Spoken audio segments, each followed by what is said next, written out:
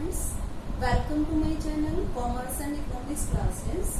Plus two business studies में हम management का फंक्शन कर रहे थे स्टाफिंग फंक्शन में हम रिक्रूटमेंट की बात कर रहे थे। स्टाफिंग का फर्स्ट स्टेप होता है रिक्रूटमेंट के हमारे पास दो तरह के सोर्सेज होते हैं।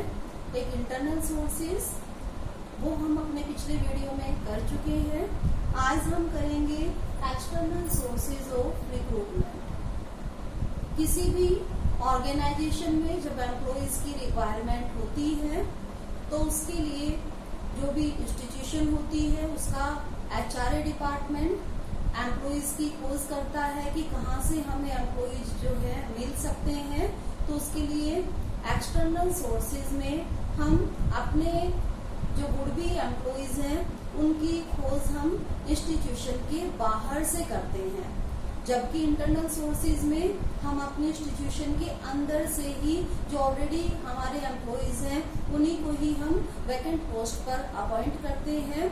जबकि एक्सटर्नल सोर्सेज में हम फ्रेश जो पीपल हैं उनको इनवाइट करते हैं अपने ऑर्गेनाइजेशन में एप्लीकेशंस देने के लिए। तो एक्सटर्नल सोर्सेज में जो हम रिक्रूटमेंट कर रहे हैं पर्सन्स की, वो इंस्टीट्यूशन से बाहर के लोगों की जाती है। तो इसके एक्सटर्नल सोर्सेज हमारे पास बहुत ज्यादा है, पर ये जरूरी नहीं है कि कोई भी ऑर्गेनाइजेशन इन सभी को तो यूज एट अ टाइम कर नहीं सकती है। तो वो उनकी रिक्वायरमेंट के ऊपर डिपेंड करता है कि वो इसमें से कौन सा सोर्स यूज करेंगे। तो हम इसके सोर्सेज करते हैं। सबसे पहला इसमें आता है डायरेक्ट रिक्रूटमेंट। डायरेक्ट रिक्रूटमेंट जो सोर्स है ये मोस्टली अनस्किल्ड लेबर्स को जब हमें रिक्वायरमेंट होती है तो उसको यूज करने के लिए किया जाता है। तो डायरेक्ट रिक्रूटमेंट में हम क्या करते हैं, किसी भी इंस्टीट्यूशन में जो रिक्वायरमेंट है हमें लेबर्स की, हम उसका एक नोटिस बनाकर उस नोटिस को हम नोटिस बोर्ड होता है जो हमारी वर्कशॉप के बाहर, उसके ऊपर चिपका सकते हैं, फैक्ट्री के गेट पर लगा सकते हैं, या ऑफिस के बाहर हम वो नोटिस लगा देते हैं कि हमें कितने वर्कर्स की रिक्वायरमेंट है। तो जो भी लोग इंटरेस्टेड होते हैं वो उसको पढ़ते हैं और हमारे यहाँ पर काम करने के लिए आ सकते हैं। तो ये जो सोर्स है डायरेक्ट रिक्रूटमेंट का कि लोग आएंगे और हम उनको रिक्रूट कर लेंगे, तो ये मोस्टली अनस्किल्ड जो लेबर की रिक्वायरमेंट होती है उसको पूरा करने के लिए किया जाता है। सेकंड सोर्स हमारे पास एक्सटर्नल में आता है कैजुअल कॉलर्स। कैजुअल कॉलर्स जो बड़ी बड़ी इंस्टीट्यूशंस होती हैं जिनकी रेपुटेशन अच्छी होती है, उनमें लोग इंटरेस्टेड होते हैं जॉब करने के लिए। तो जो भी अनएम्प्लॉयड पीपल होते हैं वो मोस्टली बड़ी बड़ी इंस्टीट्यूशंस में अपनी एप्लीकेशंस दे देते हैं इस सोच से कि जब भी वहां पर रिक्वायरमेंट होगी तो वो उनको बुला लेंगे। तो बड़ी बड़ी इंस्टीट्यूशंस में ऐसी एप्लीकेशंस आती रहती है एप्लीकेंट से, तो वो क्या करते हैं, उनकी एक लिस्ट प्रिपेयर कर लेते हैं, उसमें उनका नाम, एड्रेस, उनका टेलीफोन नंबर, उनकी क्वालिफिकेशन, ये सब जो है वो नोट कर लेते हैं। तो जब भी उनको जरूरत पड़ेगी वो जो उन्होंने कैजुअल कॉलर्स की लिस्ट बनाई है उस लिस्ट में से जो भी उनको सुटेबल पर्सन लगेगा अकॉर्डिंग टू रिक्वायरमेंट वो उसको बुला सकते हैं। तो कैजुअल कॉलर्स में जो भी पर्सन्स एप्लीकेशंस दिए बिना बुलाए अपनी मर्जी से जब उनको जॉब की जरूरत है जिन लोगों को, तो वो देते हैं। उनमें से हम किसी भी पर्सन को जो हमें सुटेबल लगता है उसको बुला सकते हैं। थर्ड हमारे पास सोर्स है एक्सटर्नल सोर्सेज में, ये है मीडिया एडवर्टाइजमेंट। मीडिया एडवर्टाइजमेंट में किसी भी कंपनी को जब एम्प्लॉइज की रिक्वायरमेंट होती है तो वो मीडिया के थ्रू एडवर्टाइजमेंट करते हैं अपनी रिक्वायरमेंट की। मीडिया में वो न्यूज़पेपर्स को यूज कर सकते हैं, मोस्ट कॉमन वे है न्यूज़पेपर। इसके अलावा और किसी और तरीके से मैगजीन्स के थ्रू वो एडवर्टाइजमेंट कर सकते हैं। तो इस तरह से वो अपनी इंस्टीट्यूशन में जो जॉब की खाली होती है पोस्ट, उसकी एडवर्टाइजमेंट करते हैं। तो उस एडवर्टाइजमेंट में वो डिटेल इंफॉर्मेशन देते हैं कि क्या पोस्ट है, उसके ऊपर क्या पर्सन्स को काम करना होगा, उनकी क्या रिस्पॉन्सिबिलिटीज होंगी, क्या उनकी ड्यूटीज होंगी, क्या उनके राइट्स होंगे, कितनी उनको सैलरी मिलेगी, क्या उनका वर्किंग कंडीशंस होंगी, इसके अलावा कि कब उन्होंने अप्लाई करना है, लास्ट डेट क्या है, मोड ऑफ रिक्रूटमेंट क्या होगा। तो डिटेल एक उसमें दी जाती है। ये हम आगे सिलेक्शन प्रोसेस में करेंगे, वहां पर भी आएगा। तो एक डिटेल इंफॉर्मेशन जो है वो एडवर्टाइजमेंट में पब्लिश करते हैं। तो जो भी इंटरेस्टेड पीपल होते हैं जॉब के, वो एडवर्टाइजमेंट को पढ़ेंगे और जो इंस्टीट्यूशन है उसमें एप्लीकेशंस देते हैं। तो इस तरह से मीडिया के थ्रू, एडवर्टाइजमेंट के थ्रू वो रिक्रूटमेंट कर सकते हैं। नेक्स्ट सोर्सेस में आता है हमारे पास एम्प्लॉयमेंट एक्सचेंजेस। एम्प्लॉयमेंट एक्सचेंजेस एक बहुत पुराना तरीका है रिक्रूटमेंट का। ये एम्प्लॉयमेंट एक्सचेंजेस गवर्नमेंट ने एस्टैब्लिश किए हैं, गवर्नमेंट के डिपार्टमेंट्स हैं। तो जो भी अनएम्प्लॉयड पीपल होते हैं, जो नौकरी करना चाहते हैं, वो लोग अपना नाम एम्प्लॉयमेंट एक्सचेंजेस में लिखवा देते हैं। तो एम्प्लॉयमेंट एक्सचेंज में गवर्नमेंट एम्प्लॉयज होते हैं, वो उनकी सारी इंफॉर्मेशन अपने यहाँ पर नोट कर लेते हैं। उनकी क्वालिफिकेशन के बारे में, उनकी एज के बारे में, उनकी कोई कंडीशंस हो उसके बारे में, तो सारी इंफॉर्मेशन वो अपनी एम्प्लॉयमेंट एक्सचेंजेस में अनएम्प्लॉयड पीपल रिकॉर्ड करा कर रखते हैं। तो जब भी किसी इंस्टीट्यूशन को एम्प्लॉयज की रिक्वायरमेंट होती है तो वो इन एम्प्लॉयमेंट एक्सचेंजेस से कॉन्टैक्ट कर सकती है। तो ये एम्प्लॉयमेंट एक्सचेंजेस उनके पास जो लिस्ट होती है, जिन लोगों ने अपने नाम लिखवाए हुए हैं, उस लिस्ट में से सुटेबल पर्सन्स को चूज करके उस इंस्टीट्यूशन को भेज देते हैं जिन्होंने रिक्वायरमेंट मांगी है।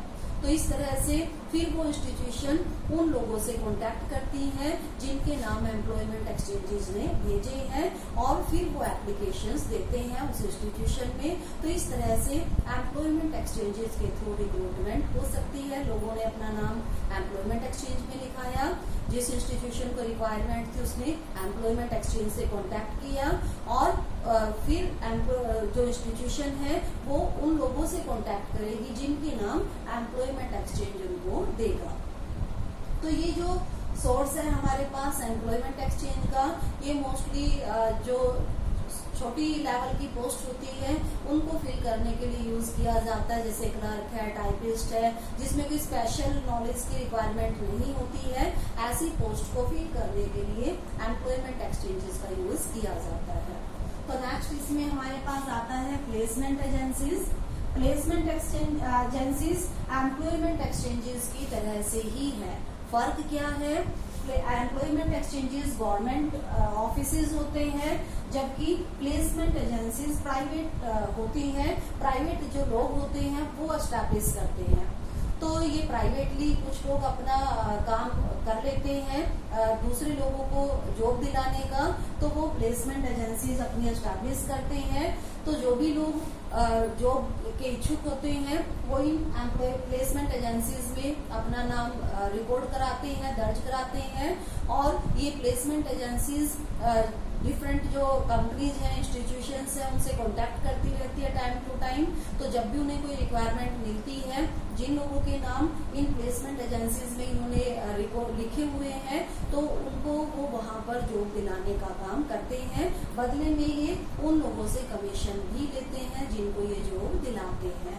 तो ये प्राइवेट लोग करते हैं प्लेसमेंट एजेंसीज एस्टेब्लिश, जबकि एम्प्लॉयमेंट एक्सचेंजेस गवर्नमेंट के डिपार्टमेंट होते हैं।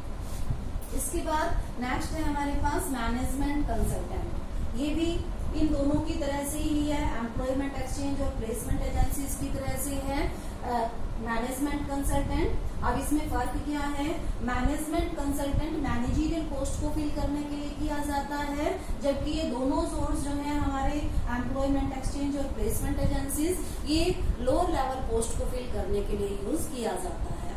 तो मैनेजमेंट कंसल्टेंट कुछ लोग होते हैं जो मैनेजमेंट कंसल्टेंसी देने का काम करते हैं। मीन्स अगर किसी कंपनी में मैनेजरियल स्टाफ की रिक्वायरमेंट है, मैनेजर्स की रिक्वायरमेंट होती है, तो इन मैनेजमेंट कंसल्टेंट से कांटेक्ट कर सकते हैं।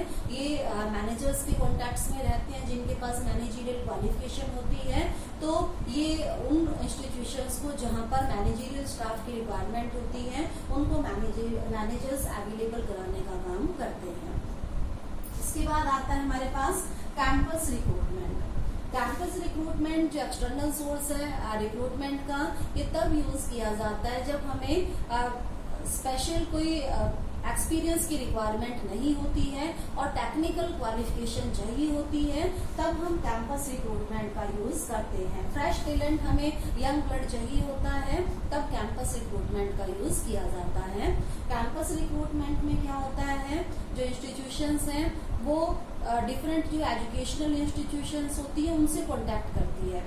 मोस्टली जो टेक्निकल एजुकेशनल इंस्टीट्यूट्स होते हैं उनमें उनका एक एम्प्लॉयमेंट सेल होता है, वो भी जो है कंपनी से कांटेक्ट करते हैं और उनके यहाँ पर जो स्टूडेंट स्टडी कर रहे होते हैं उनको उन कंपनीज में जॉब दिलाने का काम करते हैं। तो ये कंपनी से कांटेक्ट करते हैं उनके मैनेजमेंट एम्प्लॉयमेंट सेल, और वो कंपनी जो है अच्छे अच्छे इंस्टीट्यूशंस में आती है। वहाँ पर जो स्टूडेंट्स स्टडी कर रहे होते हैं मोस्टली लास्ट ईयर में, उनके वो डिफरेंट टेस्ट लेती हैं, इंटरव्यूज कंडक्ट करती है और जो उनको सुटेबल लगते हैं स्टूडेंट उनको जो है वो जॉब का ऑफर देती है। तो इस तरह से रिक्रूटमेंट का एक सोर्स हमारा कैंपस रिक्रूटमेंट भी है और मोस्टली टेक्निकल जो एजुकेशन है उसके केस में इसका यूज किया जाता है। नेक्स्ट है इसमें रिकमेंडेशंस। रिकमेंडेशंस जो हमारे एट प्रेजेंट किसी भी इंस्टीट्यूशन में एम्प्लॉइज होते हैं, कई बार उनके नॉन रिलेटिव्स हो सकते हैं, फ्रेंड्स हो सकते हैं, उनके अपने बच्चे हो सकते हैं। तो जब उनको लगता है कि उनके इंस्टीट्यूशन में कोई पोस्ट वैकेंट है तो वो उनके नाम को रिकमेंड कर सकते हैं अपने ही इंस्टीट्यूशन में जॉब दिलाने के लिए। तो इसको हम कहते हैं रिकमेंडेशंस। जो एट प्रेजेंट एम्प्लॉइज हैं उनकी रिकमेंडेशन पर उनके फ्रेंड्स, उनके रिलेटिव या उनके जो बच्चे हैं उनको हम अपने यहाँ पर जॉब दे सकते हैं। इसके बाद आता है labour contractors. Labour contracts mostly unskilled जो लेबर की हमें रिक्वायरमेंट होती है उसके लिए यूज किया जाता है। जो लेबर कॉन्ट्रैक्टर्स होते हैं ये लेबर से कॉन्टैक्ट में होते हैं जब भी हमें जो हमारा रेगुलर स्टाफ है उससे एक्स्ट्रा हमें कभी वर्कर्स की रिक्वायरमेंट होती है तो हम इन कॉन्ट्रैक्टर्स से कॉन्टैक्ट कर सकते हैं और जितना भी हमें लेबर चाहिए एक्स्ट्रा में हम इन कॉन्ट्रैक्टर्स के थ्रू उसको अरेंज कर सकते हैं। तो इस तरह से जब भी हमें time to time extra requirement होती है लेबर की तो लेबर कॉन्ट्रैक्टर से कॉन्टैक्ट करके हम उन लेबर को अवेल कर सकते हैं। नेक्स्ट इसमें आता है टेलीकास्टिंग। टेलीकास्टिंग में जो भी हमारी जॉब की वैकेंसी होती है उसको हम टेलीविजन के थ्रू एडवर्टाइज करते हैं।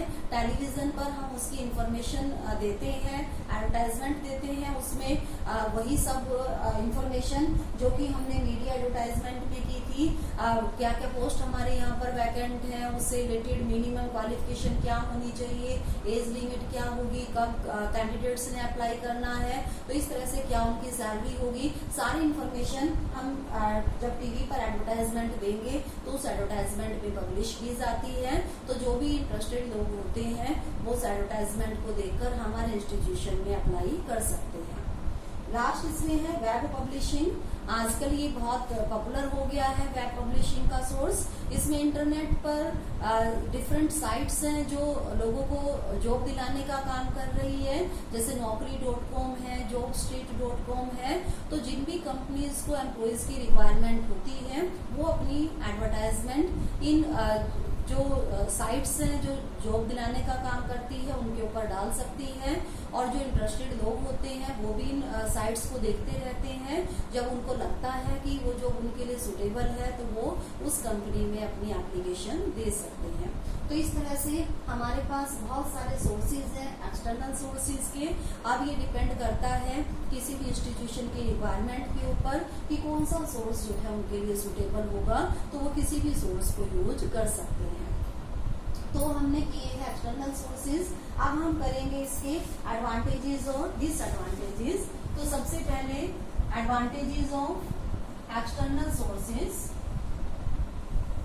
तो इसमें फर्स्ट हमारे पास आता है क्वालिफाइड पर्सोनल। एक्सटर्नल सोर्सेज में हमें क्वालिफाइड एम्प्लॉइज मिल जाते हैं जैसी हमें रिक्वायरमेंट होती है, क्योंकि हमारे पास वाइडर चॉइस होती है। बहुत ज्यादा हमारे पास एप्लीकेशंस आ सकती हैं, उनमें से जो भी सुटेबल हमें लगता है, जो भी हमारी पोस्ट के अकॉर्डिंग क्वालिफाइड होगा एम्प्लॉय, हम उसको चूज कर सकते हैं। तो जैसी हमें रिक्वायरमेंट है वैसे एम्प्लॉयज हमें इजीली मिल जाते हैं। Next is wider choice. External sources में चॉइस हमारे पास ज्यादा होती है, क्योंकि जब भी हम एडवर्टाइज करेंगे, अनएम्प्लॉयमेंट बहुत ज्यादा है तो बहुत से लोग एप्लीकेशंस देते हैं, तो उनमें से अब कंपनी को सुटेबल पर्सन्स को चूज करना होता है, तो उनके पास चॉइस बहुत ज्यादा होती है। जब चॉइस ज्यादा होती है तो बेस्ट पर्सन्स भी हमें मिल सकते हैं। Next is fresh talent. External sources में जो हमारे पास लोग आएंगे वो फ्रेश होते हैं, यंग ब्लड होता है। तो यंग ब्लड हमारे पास आता है तो उनकी जो कैपेसिटी है वो ज्यादा होती है, और उनके पास जो क्वालिफिकेशन होती है वो भी उनकी लेटेस्ट होती है, तो उसका बेनिफिट जो है किसी भी इंस्टीट्यूशन को मिल जाता है। Competitive spirit. अगर हम एक्सटर्नल सोर्सेज से रिक्रूटमेंट करते हैं तो जो नए एम्प्लॉयज हैं उनमें कैपेसिटी ज्यादा होती है, वो अच्छा काम कुछ नया करके दिखाने की कोशिश करते हैं, तो उससे जो हमारे एट प्रेजेंट एम्प्लॉयज इंस्टीट्यूशन में काम कर रहे हैं उनमें भी कंपटीशन की फीलिंग आती है, तो वो भी अपने आप को प्रूव करने की कोशिश करते हैं और बेटर परफॉर्मेंस अपनी देते हैं। तो इस तरह से एम्प्लॉयज में कंपटीशन की फीलिंग आ जाती है। Less chances of favoritism।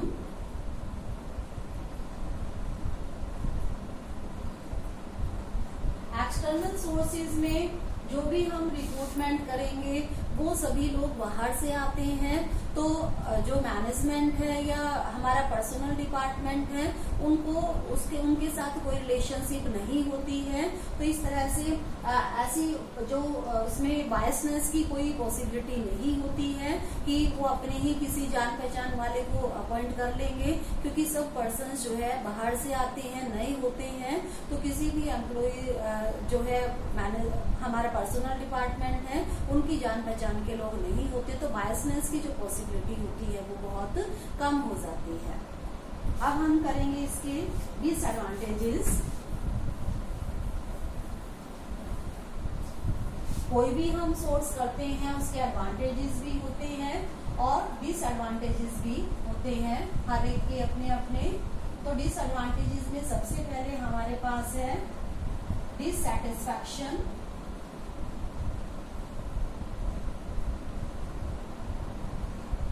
among existing staff।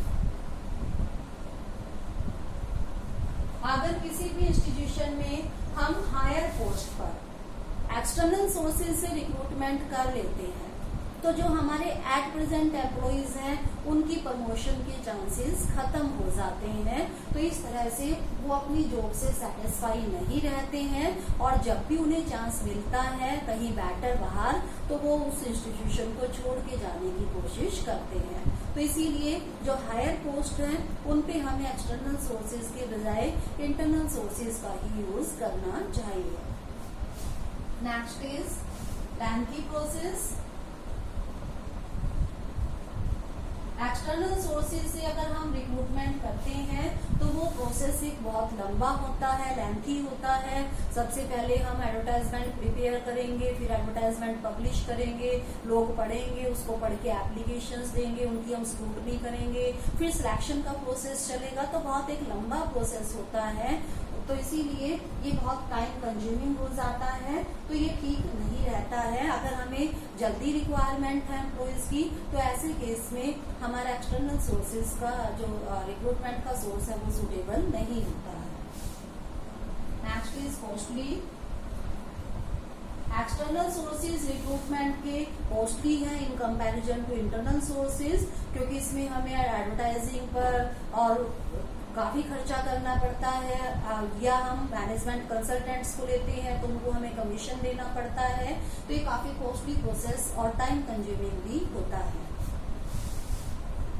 Next is chances of wrong selection.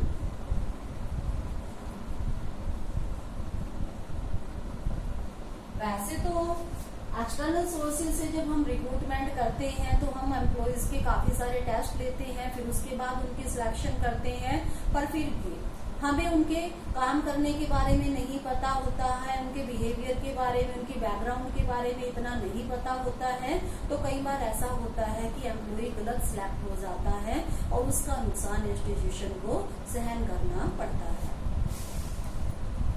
Next is increase in labor turnover।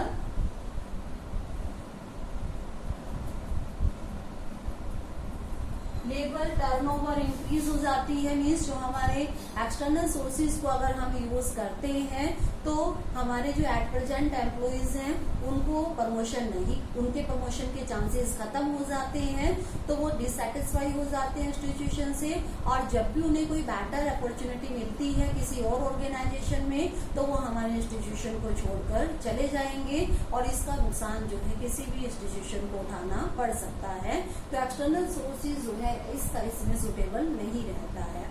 तो एक्सटर्नल सोर्सेज के अपने कुछ मेरिट्स भी हैं, डिमेरिट्स भी हैं। तो मोस्टली जो एक्सटर्नल सोर्सेज हैं उनको हमें लोअर लेवल पोस्ट को फिल करने के लिए यूज करना चाहिए, या तब यूज करना चाहिए जब कोई स्पेशल क्वालिफिकेशन की हमें रिक्वायरमेंट है और वो हमारे प्रेजेंट एम्प्लॉयज में नहीं है, तब ये हमारे लिए सुटेबल रहता है। तो आई होप स्टूडेंट्स ये वीडियो आपको समझ में आ गया होगा। तो आप मेरे अगर बाकी के वीडियोस भी देखना चाहते हैं तो मेरे चैनल को सब्सक्राइब जरूर कीजिएगा और लेटेस्ट वीडियोस को देखते रहिएगा।